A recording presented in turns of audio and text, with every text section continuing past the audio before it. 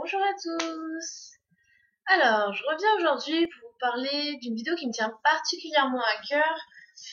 Je voudrais éclaircir un petit peu toutes les questions qu'on peut se poser déjà dans un premier temps quand on cherche à devenir végétarien ou qu'on débute. On n'a pas toutes les informations en tête forcément. Et puis surtout, voilà, démonter un petit peu tous les préjugés, tout ce qu'on peut entendre sur les végétariens au quotidien, les réflexions typiques que vont dire les gens. Voilà, je veux expliquer les choses et permettre à tout le monde de comprendre ce qu'il en est vraiment et pratiquer un petit peu de désinformation puisque souvent les gens pensent savoir beaucoup de choses mais au final ne savent pas forcément, ce qui amène des questions et des réflexions un petit peu embêtantes sur un long terme.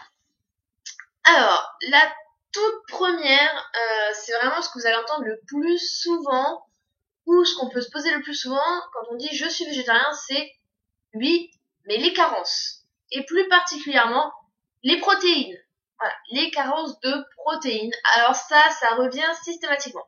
Vous pouvez être sûr que c'est la chose qu'on va vous dire le plus. Et éventuellement, du coup, de ce fait, vous pouvez effectivement vous poser la question quand vous voulez devenir végétarien. Oui, mais est-ce que je vais pouvoir manger équilibré? Est-ce que je vais pas avoir un souci de carence? Est-ce que mon corps ne va pas manquer de quelque chose?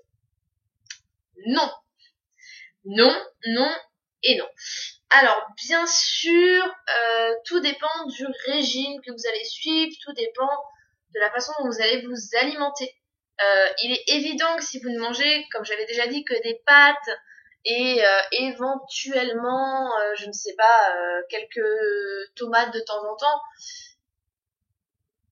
oui, il va y avoir des carences. Mais il a été prouvé scientifiquement par des recherches dont la plus connue est l'enquête Campbell, sur laquelle je reviendrai, qu'il était tout à fait possible de se nourrir de manière végétarienne, voire sans souci végétalienne, sans qu'il y ait de carence. En ce qui concerne donc les protéines, je vais faire un vrai point là-dessus, parce que c'est vrai que les gens ont tendance à dire oui mais les protéines, on les trouve essentiellement dans la viande, si vous n'en mangez plus, vous faites comment? Alors déjà, je pense qu'il faut revenir à la base de la base des protéines, c'est quoi? Parce qu'on en parle beaucoup, mais au final, est-ce qu'on sait ce que c'est? La plupart des gens, c'est pas le cas. Donc les protéines, ça permet quoi? Ça permet simplement, ça joue beaucoup de rôles en fait, ça permet la construction et la réparation des tissus, par exemple, de notre corps. Elles ont un certain rôle aussi dans tout ce qui est fonctionnement du système immunitaire. Il y en a d'autres qui sont des enzymes, il y en a encore d'autres qui sont des hormones. Bref, elles ont un vrai rôle dans le renouvellement de notre sang, des cellules de notre corps. Ce qui est très important, effectivement. Cependant, il faut bien comprendre que les protéines ne sont donc pas le carburant. C'est pas notre énergie, c'est pas du tout ce qui nous fait fonctionner. Elles ne sont pas notre source d'énergie. Sans elles, on peut fonctionner. Voilà. Elles sont un soutien à notre corps. Ce qui nous permet de fonctionner, ce dans quoi on va puiser notre énergie pour avancer, c'est les glucides et les lipides, uniquement. Éventuellement, les protéines pourraient jouer ce rôle uniquement si on n'apportait aucune glucide, aucune lipide. Ce qui est quasiment impossible à partir du moment où on se nourrit, en fait. Il faudrait vraiment ne plus se nourrir du tout pour, après que notre corps ait brûlé toutes les réserves de glucides, il brûlera toutes les réserves de lipides, et enfin on atterrira sur les protéines. Et donc les protéines, mais sinon de base, ça ne sert pas du tout à nous faire avancer. Donc déjà, même en manquant de protéines, théoriquement, on pourrait avoir l'énergie nécessaire pour avancer et avoir une vie normale. Bon, ça n'empêche pas qu'effectivement, étant donné qu'elles ont quand même un rôle de soutien de notre corps, qu'elles permettent la reconstruction, la réparation de beaucoup de choses, il faut qu'on en absorbe. Maintenant, il faut savoir les ratios. On va s'intéresser un petit peu plus près aux ratios. On dit donc qu'en moyenne, il faut, dans une journée, pour les besoins de notre corps, 60% de glucides, 20% de lipides et 10% de protéines seulement. Il y a même certains régimes qui parlent de 80 de glucides, 10 de lipides, 10 de protéines. Le 90-10, c'est notamment un régime crudivore. Voilà, donc 60% de glucides. Forcément, les glucides, comme je l'ai dit, donc les sucres qui peuvent venir des fruits, des glucides lents, donc par exemple on peut avoir dans les pâtes, des choses comme ça, les féculents, C'est l'énergie de base. C'est ce qui va faire avancer votre corps. Sans ça, vous serez à plat. C'est obligé. Après, il y a les lipides. Les lipides, c'est pareil. On a besoin de certaines graisses. Alors après, il y a les bonnes et les mauvaises graisses, bien sûr, mais on en a besoin. Le corps en a besoin pour fonctionner, pour avoir de l'énergie pour ses cellules. C'est important. En dose assez faible, mais c'est important. Et les protéines, elles viennent en dernier avec 10% seulement. Voilà, on n'a vraiment pas un énorme besoin de protéines. Faut pas penser que le corps en a besoin, c'est faux. Ce qui donne, parce que forcément, c'est pas vraiment concret. Donc, je vais faire des exemples un peu plus concrets. On va prendre une femme, donc on dit que les apports caloriques pour une femme, à peu près, c'est 2000 kilocalories par jour, hein, on est d'accord. Donc, en gros, si on applique ce ratio, une femme va avoir besoin de 500 kilocalories de protéines, hein, puisque les 10% de protéines représentent environ 500 kilocalories dans le cas présent. 500 kilocalories de protéines, ça représente environ 50 grammes de protéines par jour. Alors attention, 50 grammes de protéines par jour, ça ne veut pas dire 50 grammes de viande. Non, c'est 50 grammes de protéines. D'accord? Donc, sachant que tous les aliments contiennent des protéines, à plus ou moins faible dose, mais tous les aliments, tous les végétaux, les légumineuses, tout ce que vous voulez, contient des protéines. En dose plus ou moins faible, mais en dose conséquente. À partir du moment où vous allez avoir une alimentation normale, c'est-à-dire que vous allez avoir le nombre de kilocalories nécessaires au fonctionnement de votre corps par jour, vous ne pouvez pas. C'est impossible manquer de protéines. Ce n'est pas possible. Si vous manquez de protéines, c'est que vous ne vous êtes pas alimenté. Tout simplement. C'est strictement impossible. Pour être encore plus concret, parce qu'il y en a qui vont me dire, qui ont vraiment besoin de choses très très très concrètes. Il y a des aliments, des légumes, du soja, etc., qui ont un taux de protéines supérieur à celui de la viande. Voilà, hein, le taux de protéines est supérieur à celui de la viande. Par exemple, on nomme souvent le brocoli, alors on aime, on n'aime pas, mais voilà, le brocoli, si vous prenez la même quantité de bœuf et de brocoli, vous avez une différence significative. Pour 100 grammes, par exemple, de bœuf et 100 grammes de brocoli, vous avez 6,3 grammes de protéines dans le bœuf et plus de 11 grammes dans le brocoli. Voilà. Donc déjà, vous voyez, le soja, c'est pareil. Il y a plus de protéines dans le soja que dans la viande. Il y a beaucoup d'aliments comme ceci. Donc franchement, non, on ne peut pas manquer de protéines. Ce n'est pas possible à partir du moment où on mange normalement, à sa faim, des légumes, des légumineuses, des féculents. Voilà, tout ce qui peut exister. Donc les carences, non, il n'y a pas de carence. La seule éventuelle carence qu'il peut y avoir, ce sont dans les régimes végétaliens, où on parle beaucoup de la B12. Voilà, donc la B12, effectivement, on la trouve dans les produits laitiers essentiellement et dans la viande. Pourquoi? Parce que les animaux sont supplémentés en B12. Donc étant donné que les animaux sont supplémentés en B12, nous, en consommant des produits d'origine animale, nous sommes également supplémentés en B12. Sur les végétaliens à long terme, forcément, il n'y a pas cette B12, il n'y a pas ces apports-là. Donc, il est conseillé de se supplémenter en B12. Donc, ce sont des petits cachets à prendre une fois de temps en temps. Rien de bien méchant. Et encore, certains ont tendance à dire que la B12, il n'y en a pas vraiment besoin. D'autres qu'on peut la trouver dans les végétaux, mais qu'elle est assimilable, qu'elle n'est pas assimilable. Bref, c'est tout un débat. Au pire, je vous ferai une vidéo vraiment axée que sur ça, mais c'est assez compliqué. Mais voilà, un végétarien ou un végétalien de base n'aura aucune carence, ni de calcium, de magnésium, de fer, de protéines, de ce que vous voulez. C'est faux. Voilà, on peut se nourrir sans carence, sans aucun souci. Et en plus, j'ai quand même envie de vous dire une chose pour revenir aux protéines. Est-ce que vous avez déjà entendu une seule fois parler d'une maladie liée à un manque de protéines? Non. Non, parce que, voilà, je reviens, ce n'est pas possible. Par contre, l'excès de protéines a des conséquences dramatiques sur le corps, puisque ça produit une véritable acidification du corps. Et résultat, ça peut produire vraiment du cholestérol, beaucoup de choses qui sont négatives, des problèmes cardiaques, etc. Donc voilà, les protéines, faux, stop, il n'y a pas de souci avec ça. Alors, point 2, qu'est-ce qu'on entend souvent? Les végétariens sont faibles. Faux. Les végétariens ne sont pas faibles du tout.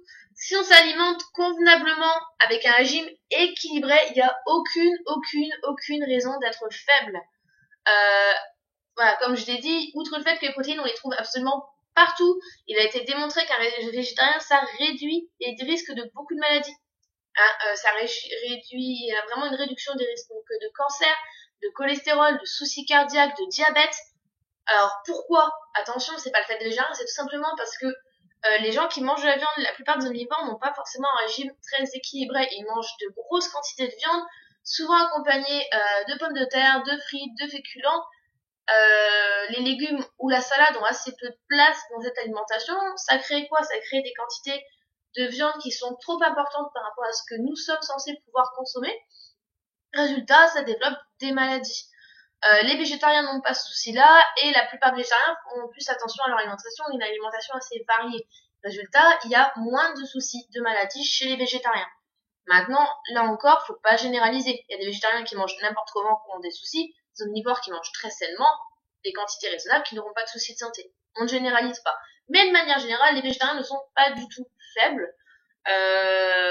Ils peuvent être en très très bonne santé à partir du moment où ils entretiennent leur santé, c'est-à-dire qu'ils mangent équilibré, qu'ils font un peu de sport, qu'ils dorment, enfin voilà, ce que tout être humain devrait faire tout simplement.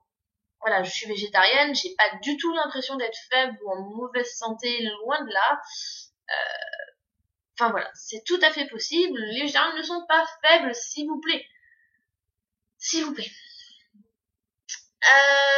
Troisième point, le cri de la carotte. C'est-à-dire, alors le cri de la carotte pour ceux qui ne sont pas végétariens, c'est quoi?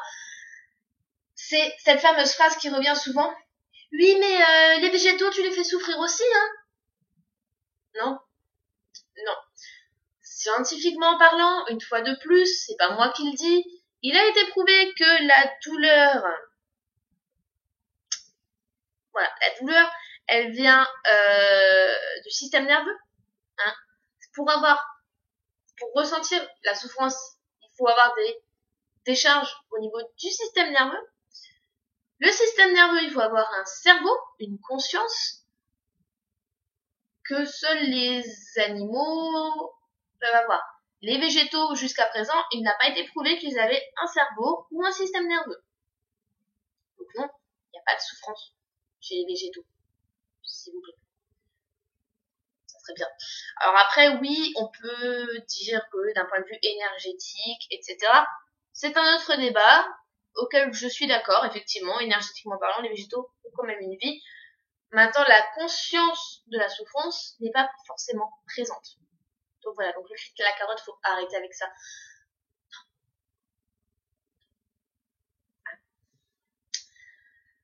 Alors, il y a un autre, on va passer au point 4, le sport. Bah oui, parce que c'est bien connu, les végétariens, ils peuvent pas faire de sport. Ils sont trop faibles, c'est pas possible. Faux et archi faux. Les végétariens et les végétaliens, sans aucun souci, peuvent faire du sport. Et heureusement d'ailleurs. Encore une fois, il suffit d'avoir un régime alimentaire adapté. Alors, bien sûr, qui dit régime alimentaire adapté nécessite un suivi médical pour les sportifs.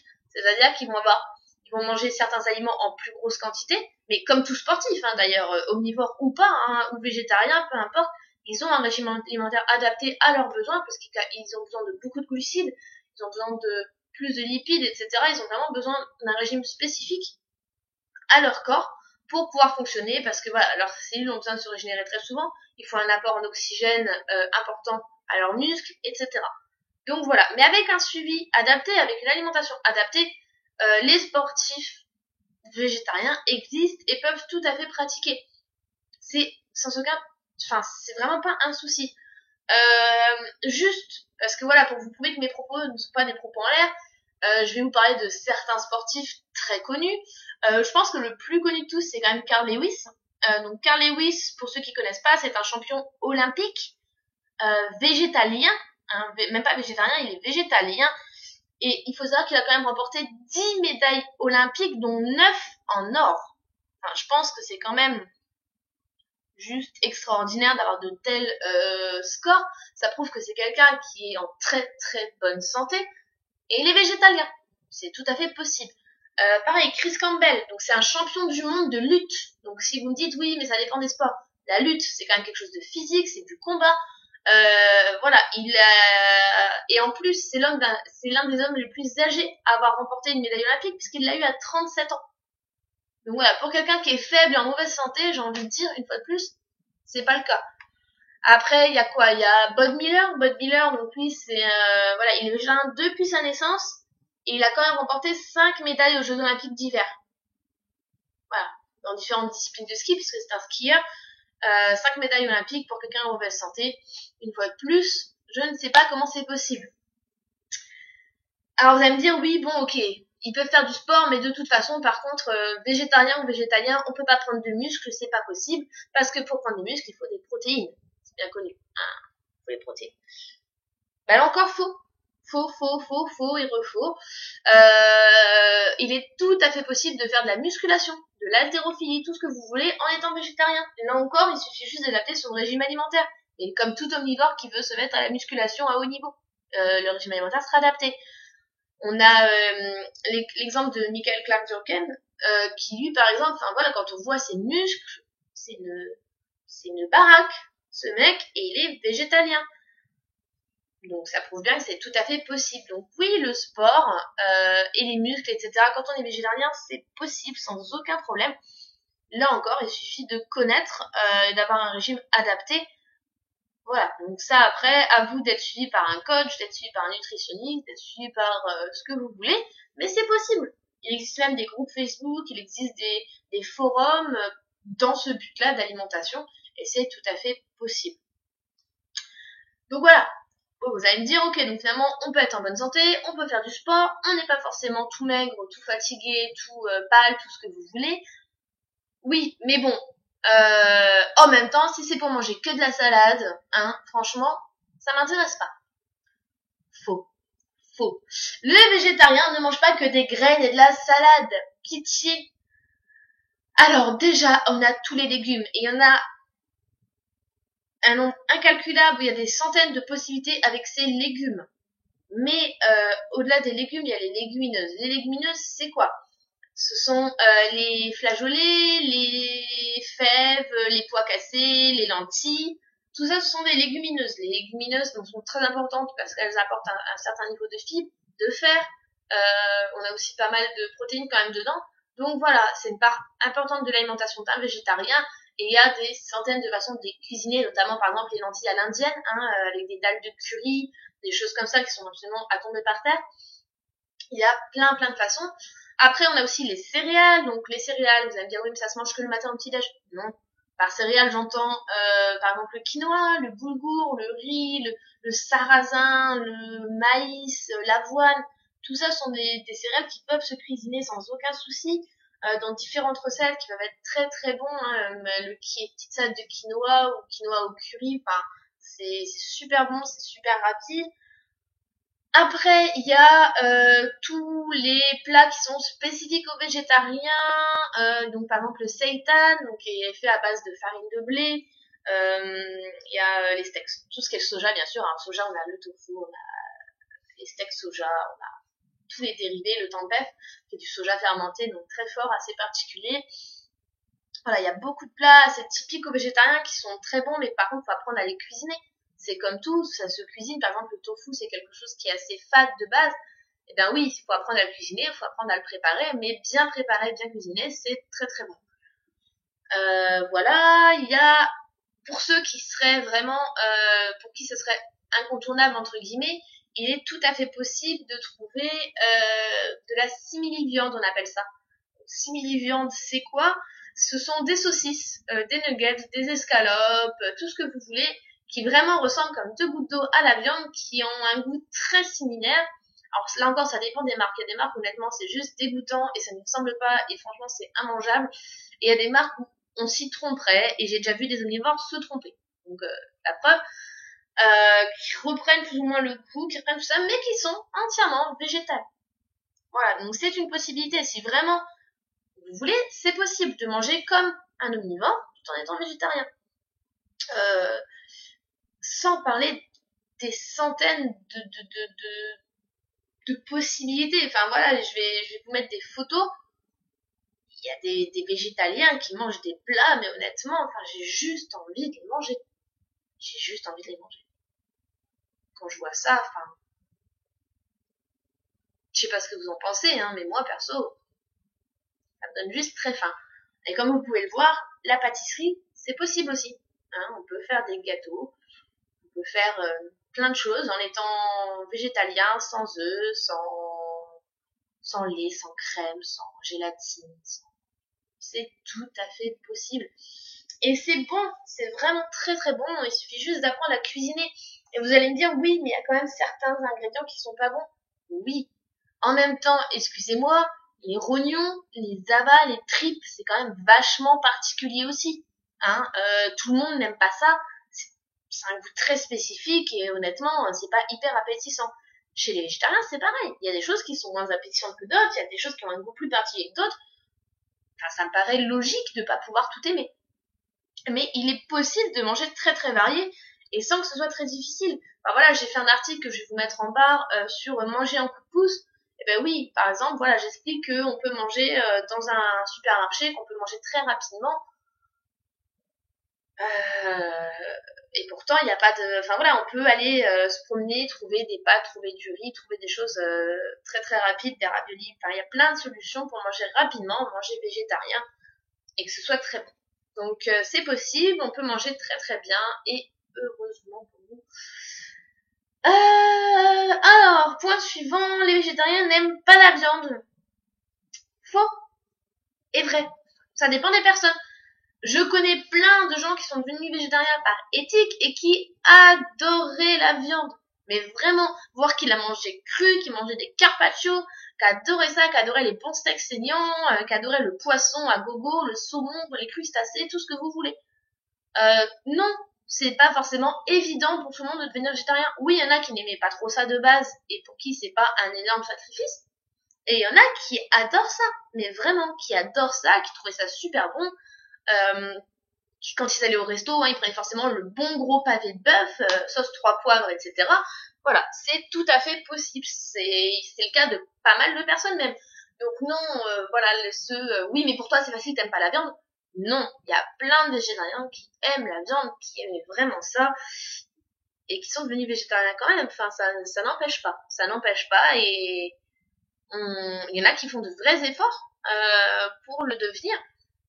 Donc non, faut pas mettre tout le monde dans le même panier, c'est pas le cas de tout le monde, mais voilà. Et il y en a à qui la viande ne manque pas du tout, il y en a à qui la viande manque, mais qui, par raison éthique, ont décidé de ne pas le faire, de ne plus en manger. Voilà, ça dépend de chaque personne. Il faut pas penser que tout le monde en a rien à faire. C'est faux. Alors, autre chose qu'on entend souvent, le prix. Bah oui, parce que manger végétarien, ça veut forcément dire manger bio, ça veut forcément dire manger super cher, et forcément, la personne n'a pas assez d'argent pour. Faux. Manger végétarien, déjà, c'est pas forcément manger bio. Moi, très honnêtement, il y a assez peu de produits que j'achète bio. Certains produits, parce que je les trouve que bio, genre les steaks soja, certaines choses comme ça, c'est bio, donc voilà. Maintenant, il y a plein de produits que je n'achète pas bio parce que je peux pas forcément me le permettre ou parce que ça ne me dérange pas de pas les manger bio.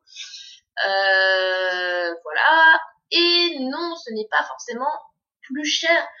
Enfin, l'alimentation végétarienne est même souvent moins chère, en fait.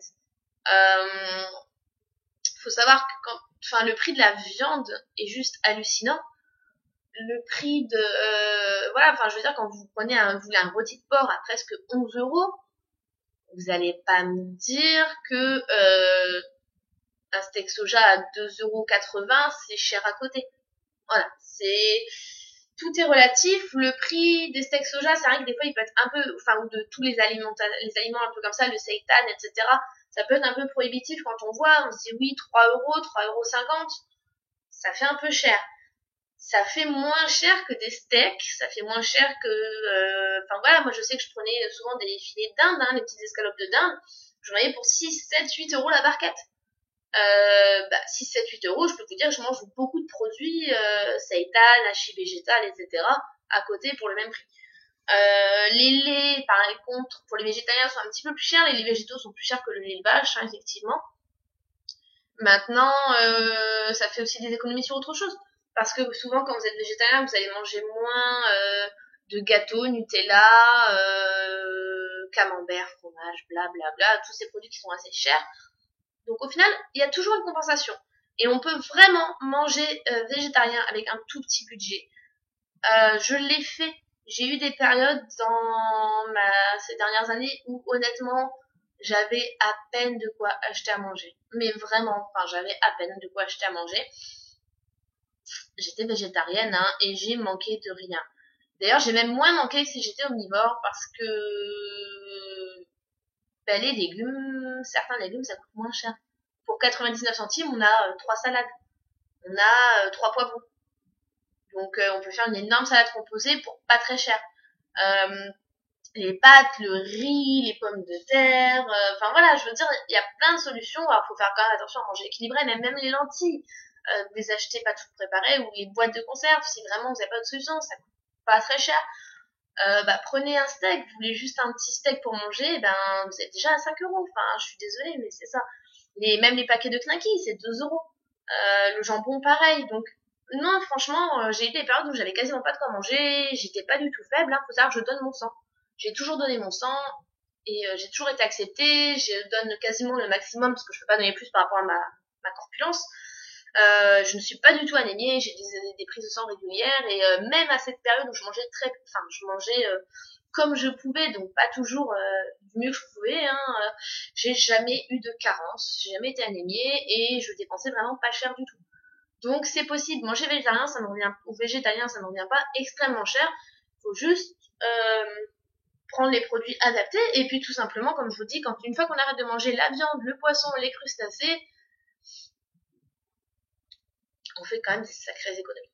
Donc c'est possible, c'est vraiment tout à fait possible, y a pas de problème. Je pense qu'on a fait à peu près le tour. J'espère que le message est passé. Voilà, ce que je voulais vraiment vous faire comprendre dans cette vidéo, c'est que on pouvait être végétarien, être en très bonne santé, n'avoir aucune carence, faire du sport même à très haut niveau, pour pas très cher, et voilà, enfin qu'on peut vraiment être. Il n'y a pas de raison. Il n'y a pas de raison d'avoir des préjugés. Il n'y a pas de raison de penser que non, on peut être très heureux et en très bonne santé. Et voilà. Et je comprends les gens qui des fois font des réflexions parce qu'ils ont peur, parce qu'ils comprennent pas, parce qu'ils ne savent pas. Mais voilà, c'est possible, et je voulais vraiment que les gens le sachent. Donc voilà, si vous ne savez pas quoi répondre à vos proches qui sont un peu embêtants, j'espère que cette vidéo vous a inspiré. Si vous débutez, que vous avez des questions, que vous vous inquiétez de savoir, j'espère que ça vous a répondu à certaines de vos interrogations, et n'hésitez pas à me marquer un commentaire, à me poser vos questions, j'y répondrai sans aucun souci, en commentaire, voire en vidéo, hein, je peux en faire une vidéo entière, il n'y a aucun souci. Voilà, et puis j'espère que ça vous a plu, que ça vous a inspiré, que c'était clair aussi, sans être trop compliqué, hein. Volontairement, j'ai pas voulu rentrer dans des détails trop complexes, pour que ce soit facilement abordable, que vous n'ayez pas à vous creuser la tête. Les choses sont dites, et voilà. Donc voilà, j'espère que ça vous a plu. Je vous souhaite une très bonne journée, et puis je vous retrouve très vite pour plein d'autres vidéos et d'autres articles sur mon blog. N'hésitez pas à vous abonner surtout, je publie presque tous les jours en article, vidéo tous les 2-3 jours à peu près. Donc abonnez-vous à ma chaîne Facebook, enfin à ma page Facebook, à ma chaîne YouTube, à mon blog, enfin il y a plein de moyens de me suivre, Instagram aussi. N'hésitez pas pour ne louper aucune sortie. Et puis voilà, n'hésitez pas à commenter, à poser vos questions. J'y répondrai du mieux que je peux. Voilà. Je vous fais plein de bisous et je vous souhaite une très bonne journée.